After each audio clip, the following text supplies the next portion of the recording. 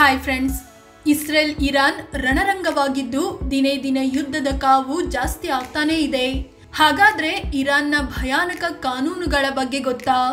ತುಂಡುಡುಗೆ ಧರಿಸಿ ಓಡಾಡ್ತಿದ್ದ ಇರಾನ್ ಮಹಿಳೆಯರ ಕತೆ ಹೀಗಾಗಿದ್ಯಾಕೆ? ಮಹಿಳೆಯರಿಗೆ ಯಾವ ರೀತಿ ತಾರತಮ್ಯ ಮಾಡಲಾಗ್ತಿದೆ? ಮಹಿಳೆಯರಿಗಿರೋ ವಿಚಿತ್ರ ಕಾನೂನುಗಳು ಏನು? ಇವರ ಒಂದೊಂದು ಕಾನೂನು ನೋಡಿದ್ರೆ ತಾಲಿಬಾನಿಗಳಿಗಿಂತ ಏನ್ ಕಮ್ಮಿ ಇಲ್ಲ ಅಂತ ಅನಿಸುತ್ತೆ. ಹಾಗಾದ್ರೆ ಅಂತಹದ್ದೇನಿದೆ ಅಂತ ಹೇಳ್ತೀವಿ. ಅದಕ್ಕೂ ಮುನ್ನ ನೀವಿನ್ನೂ ನಮ್ಮ ಚಾನಲ್ಗೆ ಸಬ್ಸ್ಕ್ರೈಬ್ ಆಗಿಲ್ಲ ಅಂದ್ರೆ ಈ ಕೂಡಲೇ ಆಗಿ ಪಕ್ಕದ ಬೆಲ್ ಐಕಾನ್ ಮೇಲೆ ಕ್ಲಿಕ್ ಮಾಡಿ. ಕಟ್ಟುನಿಟ್ಟಿನ ಇಸ್ಲಾಮಿಕ್ ಡ್ರೆಸ್ ಕೋಡ್. ಇರಾನ್ನಲ್ಲಿ ಕಟ್ಟುನಿಟ್ಟಿನ ಇಸ್ಲಾಮಿಕ್ ಡ್ರೆಸ್ ಕೋಡ್ ಇದೆ. ಪಬ್ಲಿಕ್ ಪ್ಲೇಸ್ನಲ್ಲಿ ಮಹಿಳೆ ಸ್ಕಾರ್ಫ್ ಅಂದ್ರೆ ಹಿಜಾಬ್ ಮೂಲಕ ತಲೆಯನ್ನ ಮುಚ್ಚಿಕೊಳ್ಬೇಕು. ಅದೇ ರೀತಿ ದೇಹದ ಫಿಟ್ನೆಸ್ ಗೊತ್ತಾಗದಂತೆ ಲೂಸ್ ಬಟ್ಟೆಗಳನ್ನು ಧರಿಸಬೇಕು. ಅದರಲ್ಲೂ ಮಹಿಳೆ ಯಾವುದಾದ್ರೂ ರೂಲ್ಸ್ ಮೂರಿದ್ರೆ 6 ತಿಂಗಳು ಜೈಲು ಶಿಕ್ಷೆ ಮತ್ತು ದೊಡ್ಡ ಮೊತ್ತದ ದಂಡ ವಿಧಿಸಲು ಅವಕಾಶವಿದೆ. ಮದುವೆಯಾಗಲು ಕನಿಷ್ಠ ವಯಸ್ಸು ಎಷ್ಟು? ಇರಾನ್ನಲ್ಲಿ ಒಂದು ಹುಡುಗಿಯ ಮದುವೆ ಏಜು 9 ವರ್ಷ ಇತ್ತು. ಆದರೆ 2002ರಲ್ಲಿ ಇದನ್ನು ಚೇಂಜ್ ಮಾಡಿ 13 ವರ್ಷಕ್ಕೆ ಏರಿಸಲಾಯಿತು. ಅದೇ ರೀತಿ ಇಲ್ಲಿ ಹುಡುಗರು 15 ವರ್ಷಕ್ಕೆ ಮದುವೆ ಆಗಬಹುದು.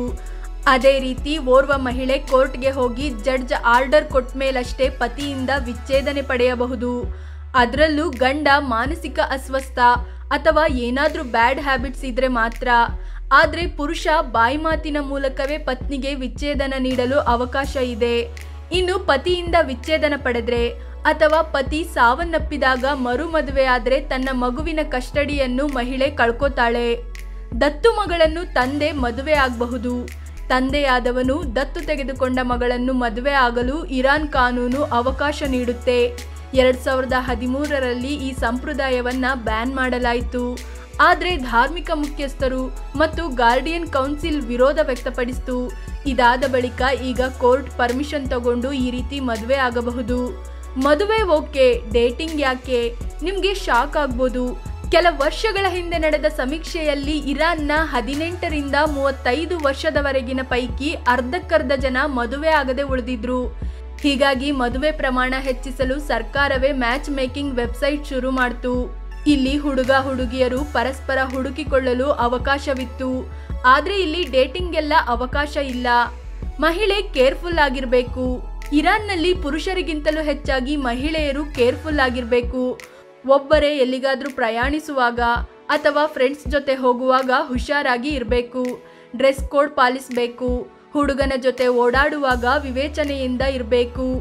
ಅದರಲ್ಲೂ ಒಂದು ಗಂಡು ಹೆಣ್ಣು ಹೋಟೆಲ್ಗೆ ಹೋಗಿ ರೂಮ್ ಬುಕ್ ಮಾಡಬೇಕು ಅಂದರೆ ಮದುವೆ ಸರ್ಟಿಫಿಕೇಟ್ ತೋರಿಸಲೇಬೇಕು.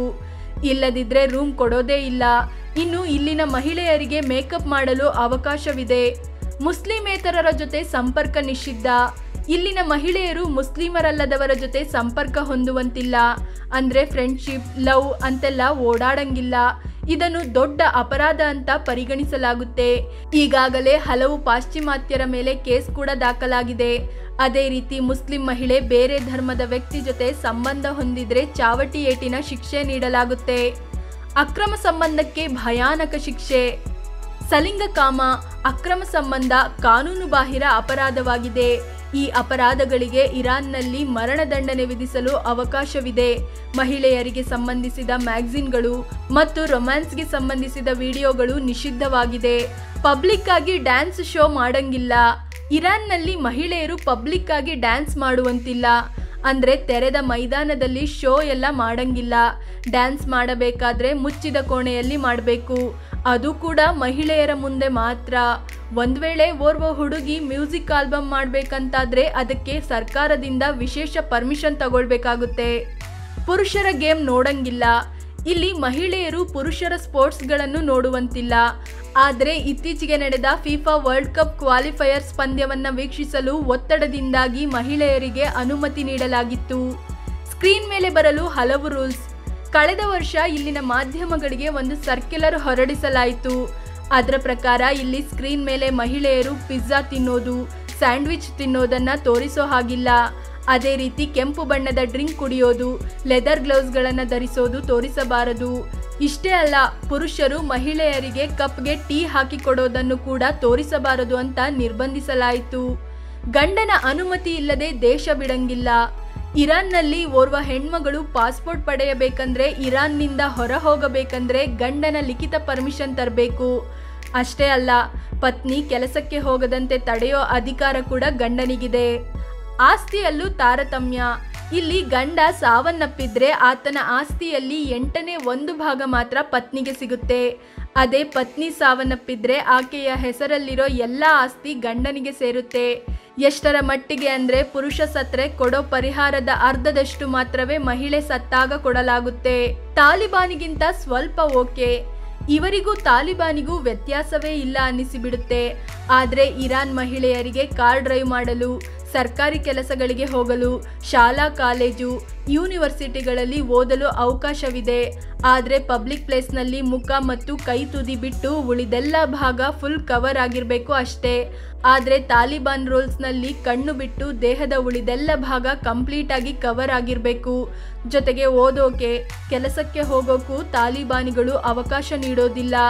ರಂಜಾನ್ ತಿಂಗಳಲ್ಲಿ ಹಗಲು ತಿನ್ನಂಗಿಲ್ಲ. ಇರಾನ್ ಮುಸ್ಲಿಂ ದೇಶವಾಗಿದ್ದು ರಂಜಾನ್ ತಿಂಗಳಲ್ಲಿ ಉಪವಾಸ ಇರುತ್ತೆ. ಹೀಗಾಗಿ ಹಗಲು ಹೊತ್ತಲ್ಲಿ ಪಬ್ಲಿಕ್ ಪ್ಲೇಸ್ನಲ್ಲಿ ಏನೂ ತಿನ್ನೋ ಹಾಗಿಲ್ಲ, ಏನೂ ಕುಡಿಯೋ ಹಾಗಿಲ್ಲ, ದಮ್ ಹೊಡೆಯಂಗಿಲ್ಲ. ಒಂದ್ ವೇಳೆ ಯಾರಾದ್ರೂ ತಿನ್ನುತ್ತಾ ದಮ್ ಹೊಡೆಯುತ್ತಾ ತಗ್ಲಾಕೊಂಡ್ರೆ ಶಿಕ್ಷೆ ಕಟ್ಟಿಟ್ಟ ಬುತ್ತಿ. ಎಣ್ಣೆ ಮೇಲೂ ಇದೆ ನಿಷೇಧ. ಇರಾನ್ನಲ್ಲಿ ಮದ್ಯ ಆಮದು ಮತ್ತು ಮಾರಾಟವನ್ನು ಕಂಪ್ಲೀಟ್ ಆಗಿ ನಿಷೇಧಿಸಲಾಗಿದೆ. ಇಲ್ಲಿ ಮದ್ಯ ಸೇವಿಸೋದು ಕೂಡ ದೊಡ್ಡ ಅಪರಾಧ. ಮುಸ್ಲಿಮರು ಮದ್ಯ ಸೇವಿಸಿದ್ರೆ ಕಟ್ಟುನಿಟ್ಟಿನ ಶಿಕ್ಷೆ ನೀಡಲಾಗುತ್ತೆ. ಆದರೂ ಇಲ್ಲಿನ ಕೆಲ ಧಾರ್ಮಿಕ ಅಲ್ಪಸಂಖ್ಯಾತರಿಗೆ ಮದ್ಯ ಸೇವನೆಗೆ ಅವಕಾಶವಿದೆ. ಇಲ್ಲಿ ಹಂದಿ ಮಾಂಸ ಮತ್ತು ಅದರ ಉತ್ಪನ್ನಗಳ ಆಮದನ್ನು ಕಂಪ್ಲೀಟ್ ಆಗಿ ಬಂದ್ ಮಾಡಲಾಗಿದೆ. ಇಸ್ಲಾಮಿಕ್ ಕ್ರಾಂತಿಯಿಂದ ಬದಲಾದ ಇರಾನ್ ಫುಲ್ ಮಾಡರ್ನ್ ಆಗಿತ್ತು. ಎಷ್ಟರ ಮಟ್ಟಿಗೆ ಅಂದ್ರೆ ಮಹಿಳೆಯರು ಸ್ಕರ್ಟ್ ಧರಿಸಿಕೊಂಡು ಓಡಾಡೋಕ್ಕೂ ಅವಕಾಶ ಇತ್ತು. ನಂತರ 1979ರಲ್ಲಿ ಇಸ್ಲಾಮಿಕ್ ಕ್ರಾಂತಿ ನಡೀತು. ಅದರಲ್ಲಿ ಮಹಿಳೆಯರು ಕೂಡ ಭಾಗಿಯಾಗಿದ್ರು. ಈ ಕ್ರಾಂತಿಯ ಬಳಿಕ ಜಾರಿಗೆ ಬಂದ ಸಂವಿಧಾನದಲ್ಲೂ ಮಹಿಳೆಯರ ಹಕ್ಕುಗಳನ್ನು ರಕ್ಷಿಸೋದಾಗಿ ಹೇಳಲಾಗಿದೆ. ಆದರೆ ಇಸ್ಲಾಮಿಕ್ ಕ್ರಾಂತಿಕಾರರು ಅದನ್ನು ಜಾರಿಗೊಳಿಸಲಿಲ್ಲ. ಎಲ್ಲದರಲ್ಲೂ ಪುರುಷರಿಗಿಂತ ಅರ್ಧದಷ್ಟು ಕಡಿಮೆ ಸ್ಥಾನ ನೀಡಲಾಯಿತು. ಮಹಿಳೆಯರನ್ನು ಸೆಕೆಂಡ್ ಕ್ಲಾಸ್ ನಾಗರಿಕರ ರೀತಿ ನಡೆಸಿಕೊಳ್ಳಲಾಯಿತು. ಫ್ರೆಂಡ್ಸ್, ಇದು ಇಸ್ಲಾಮಿಕ್ ದೇಶ ಇರಾನ್ನಲ್ಲಿರೋ ಕೆಲವೊಂದು ಭಯಾನಕ ರೂಲ್ಸ್ಗಳನ್ನು ನಿಮ್ಮ ಮುಂದಿಡೋ ಪ್ರಯತ್ನ. ಈ ಬಗ್ಗೆ ನಿಮಗೆ ಏನನ್ಸುತ್ತೆ ಅಂತ ಕಾಮೆಂಟ್ ಮಾಡಿ ತಿಳಿಸಿ. ಅದೇ ರೀತಿ ನೀವಿನ್ನೂ ನಮ್ಮ ಚಾನಲ್ಗೆ ಸಬ್ಸ್ಕ್ರೈಬ್ ಆಗಿಲ್ಲ ಅಂದರೆ ಈ ಕೂಡಲೇ ಆಗಿ ಪಕ್ಕದ ಗಂಟೆ ಗುರುತಿನ ಮೇಲೆ ಕ್ಲಿಕ್ ಮಾಡಿ. ಧನ್ಯವಾದ.